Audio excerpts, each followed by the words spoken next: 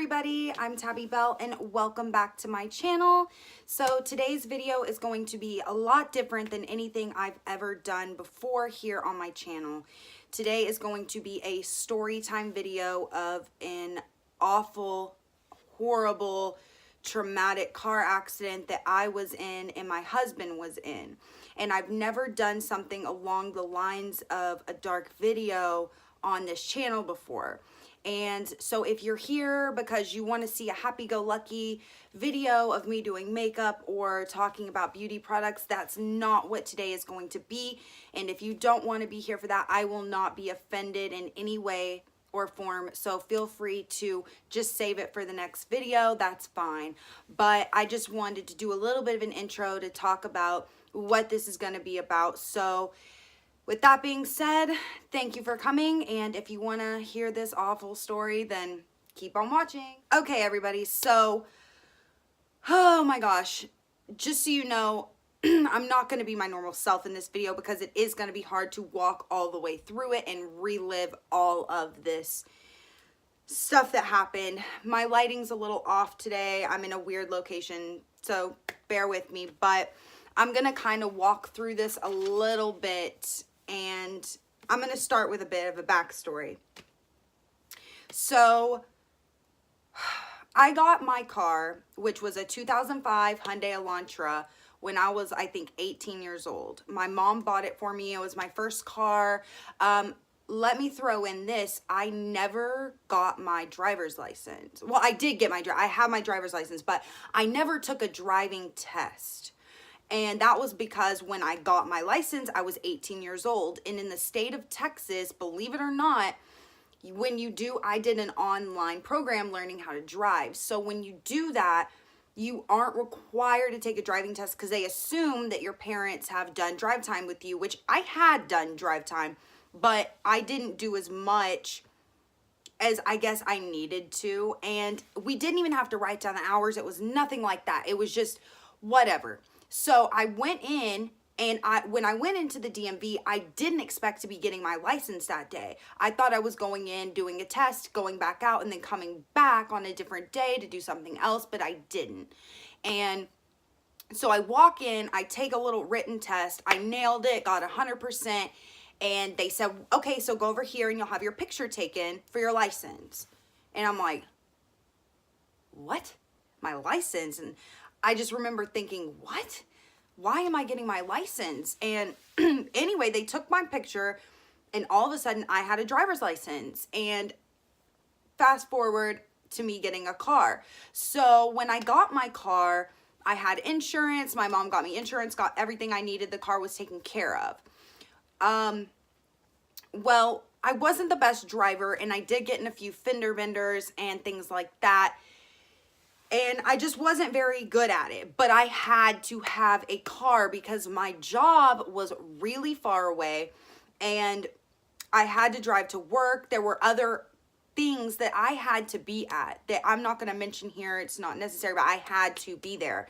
And if you don't show up, it's really not good and it ends up pretty stinking bad. So I had to have a car and I had to drive, and I tried to drive as minimalist as possible. I didn't use it to go see friends. I didn't use it to go to parties. I wasn't a partying kid, but I didn't use it just for whatever. I would take short trips to the grocery store. I would, whatever, just basic human needs. And I really didn't try to just drive whenever. Well, okay, so fast forward. So this whole event is going to occur right after my 22nd birthday. And at the time of when this was about to happen, I had moved in with my husband, and we had gotten married on my 21st birthday, and so I had my car and he had his own car. So I had moved in with him and I was 22 years old. I had just turned 22. So first of all, when this happened, I did not have a job. So I was trying to find a job and I could not afford car insurance. And I had just gotten in a car accident like a little bit of a year before that where I didn't have car insurance, and I ended up getting sued over not having car insurance. So not having car insurance and not having a job is really, really, really bad. I was in a really bad state at that time in my life. I didn't really have a way to get places. My husband could drive, but he only had, let's just get past it. There was a reason my husband could not drive. So not having a job and not having car insurance and, just not being able to take care of my car, it was a really big burden on me. And so we move forward to the day, October 24th. This is the day I had the car accident. So I had a really good friend, and she has 2 kids. First of all, she's my age, so she's a really young mother. And she had gotten in some really big trouble with her boyfriend, baby daddy, whatever you want to call it. They had gotten in like some bull crap. And so she calls me and says, Tabby, I just got out of jail. I hadn't talked to her in like 3 months. I didn't know where she was. Let's call her Chrissy. Okay. So Chrissy calls me and she's like, I just got out of jail. I need a ride to my mom's. I don't know what to do. And I'm like, Chrissy, what happened? Da, da, da. She's like, I'll tell you when you get here. Can you please come give me a ride? I've called everybody. Nobody can come get me. And I'm like, you know what? Yeah, let me talk to my husband, and then I'll try and come get you. Not even thinking, about me not having car insurance, I was just trying to help her out, because like I said, she and I were really, really good friends, and I didn't want to put her in a position where she's sitting downtown Fort Worth with nobody to come help her, because downtown Fort Worth is a sketchy area. There's a lot of drugs, there's a lot of crime, there's a lot of bad things that happen down there, and I didn't want to leave her there, and that's where she was. So, and that's a long, long drive for me. So I tell my husband, I'm like, Derek, Chrissy called me. She needs help. She's in downtown Fort Worth. Her and her baby daddy got in a fight. She needs a ride to her mom. She has nowhere to go. Nobody can come get her. And Derek's my husband, if I haven't said that before. But Derek says, babe, I don't think it's a good idea.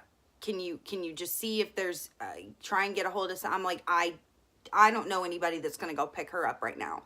And it is like, I think it was around 8 or 9 o'clock at night. So it was pretty late in the night as well, which I don't know why they release people from jail at 8 o'clock at night. Why the hell do people do that? Okay, anyway, so it just angers me. It angers me that she was put in that position in the first place. Whether or not she was in jail, this is all beside the point, but whether or not she was in jail, she doesn't need to be released to a dangerous area at 8 or 9 in the morning, or 8 or 9 at night. Sorry. I'm getting all anxious thinking about this situation. Anyway, so he says, well, if you have to go and you have to go get her, I'm going to come with you. And I was like, okay, cool, whatever. Let's get going. Like, I just wanted to go help her out. Okay. So I call Chrissy, because she has her cell phone. It still had battery on it from when she got released. So I call her and I say, Chrissy, I'm on my way. I'll let you know when I'm getting close. So me and Derek do whatever we need to do here, and we start getting ready to leave. Okay, so, oh my goodness. So we start heading out, and we're driving. Everything's normal, and we're playing music. And, neither one of us, I would like to clear this up, neither one of us is intoxicated, because neither one of us drink. Neither one of us had been on any drugs, because we don't use drugs. The only thing I was on was anxiety medication at the time. And I took anxiety medication because I had legit anxiety. And I didn't just sit there and take a bunch of them. I took what was recommended to me. It doesn't matter. I'm just letting you know, we weren't intoxicated. We weren't doing anything wrong. Neither one of us were on drugs. That I just can see people trying to comment and say, oh my God, you were drunk, or you were freaking on drugs or something. No, we weren't. We were completely sober. We were going to help my friend. So we start driving and everything's fine. We're enjoying the ride. We're like, whatever. It's 9 o'clock at night. We're riding, whatever. And so all of a sudden we are coming over this bridge, right? And that's how you get to, the bridge comes from where we were going, and we were getting closer to Fort Worth, and you have to decide whether you want to go to Arlington direction or Fort Worth direction. And that's where it's called the 121 360 split. Well, they had redone that bridge, and I didn't know they had redone that bridge. Okay, so normally it was 2 lanes going this way and 2 lanes going that way, and they merge. I hope I'm describing this okay. But they merge and they go their separate ways. Well, they had a big cement wall and 1 lane going this way, 1 lane going that way, and you had to decide. So I made it through. I got onto 121, which is the way to Fort Worth, and I was going, and everything was fine, and we were headed that direction. So we start driving, everything's fine, and I told Derek, I said, I don't remember this being like that. And God, it just all comes like rushing back into my mind. Jesus. So we start going down this road, everything's fine. There's a 4 or 5 lane highway, and then there's an exit that comes up, and Derek's like, babe, take that exit. And I'm like, no, Derek, I can't make it. I can't. He's like, babe, you're gonna miss the exit. You're gonna miss the exit. So I swing my wheel to try and make this exit.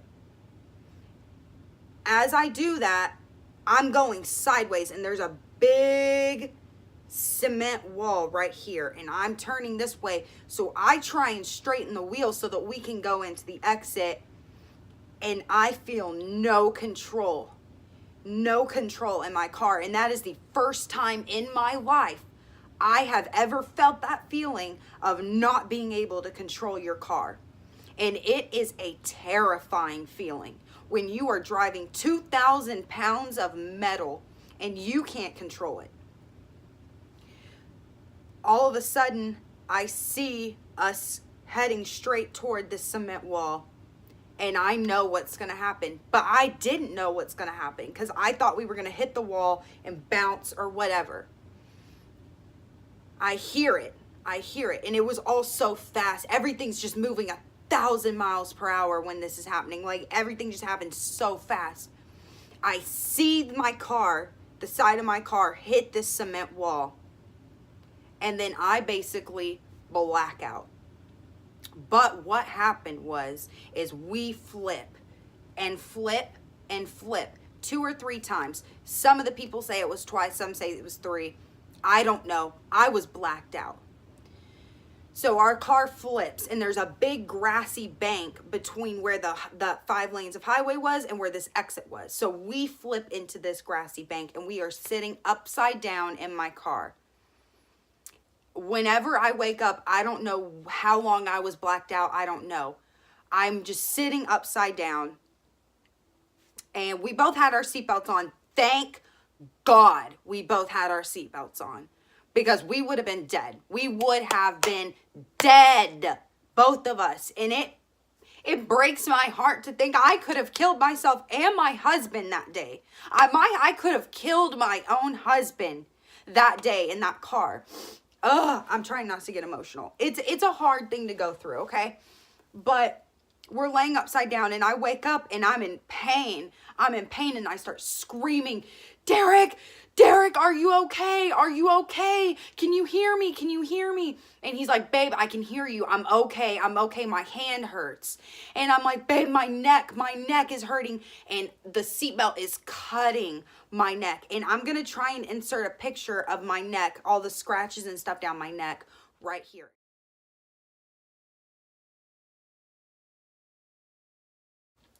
But you can see my neck is just burnt from that seatbelt cutting into it, because I had on a shirt like this where you could, my skin was revealed, you could see my skin. And all of a sudden I hear people knocking on the car. Are you okay? We're going to get you out. And I had just woken up, so I'm feeling like this just happened. How are people already outside our window? But there are people all around, and so some guy comes over, and they're busting out Derek's window. He's in the passenger seat, and they're busting out his window. And he gets out and climbs out. And the guy comes around, another guy comes around to my window, and he's like, I'm going to bust it out. And I'm yelling, no, no, don't bust it out, because I'm thinking I'm going to get glass all in my face. And I don't want my face cut up, and I'm thinking I'm going to get it in my eyes. And I'm like, don't bust it out. I will climb out. So I undo my seatbelt, and I'm like standing, but everything's upside down, and I'm so confused because I don't understand. I'm trying to pinpoint where I am in the car. I'm trying to, and it's just all so confusing, and everything's just happening so fast, and people are trying to get us out. Finally, I climb out, and my husband grabs me, and he pulls me, and he lays me down. He's like, babe, don't move. Don't move. And I need to remind you, the car is still running. I didn't take my keys out of the car, which means that's still running, which means gas is dripping, and things could get really serious really quickly. But I'm laying down, and my neck is swollen out, just like completely swollen, like I had a watermelon growing underneath the skin of my neck.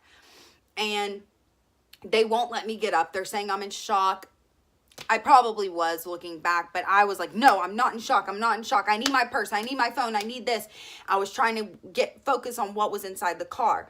My husband was okay. So he is like, babe, just lay here. I'm going to get your stuff. And my sweet ass husband goes in my car, gets my purse, gets my phone. I had one of my little favorite little jewel scenty things that helped me, and he went in and got that, and he's like, baby, I'm gonna get everything, just lay here, okay? I don't want you in that mess. And the guys and the woman, there's two men and a woman, and they're saying, we're calling you an ambulance. And I'm like, no, don't call an ambulance, because first of all, I can't afford to pay medical bills at this time. Should I have gone to the hospital?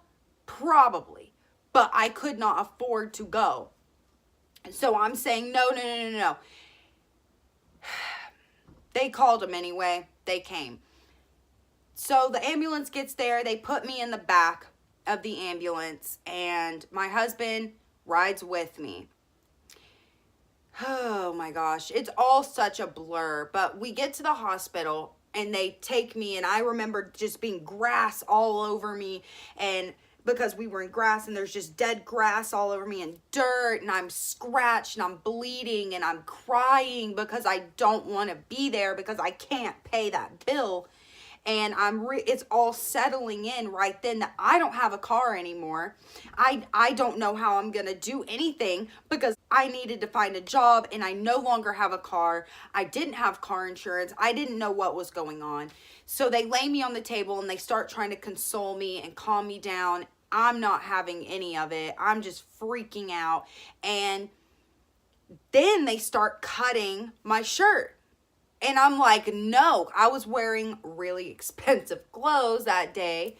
And my grandma had just gotten me these new tights that I loved and I was obsessed with. So then they cut off my shirt, and I'm like, don't cut my pants. I can get up. I can cut off my pants. I can get my pants off. And they're like, no, you're in shock. You're in shock. You can't get up. You can't take off your pants. And I get up, and I say, I'm leaving. Either I take off my pants or I'm walking out the door. And they were like, lay back down. You can't be up. And I'm like, okay, see ya. So I grab my phone. I call my grandma. And I'm like, hey, we were just in a car accident. My sweet Mimi. I'm like, hey, we were just in a car accident. I'm with Derek. I'm at the hospital. I'm freaking out. They're trying to cut my clothes off. I just want to go home. I'm fine. Within like 5 or 10 minutes, that woman is there. She is there, and she is rescuing me. And so she takes me and Derek home, and she keeps asking, are you guys okay? Are you guys okay? And we're fine. We were just really stirred up. There was so much going on. We were really just traumatically just screwed up at the time. Anyway, so the next day, Derek goes and gets his hand x-rayed because it was hurting, and he had broken his hand in 2 places.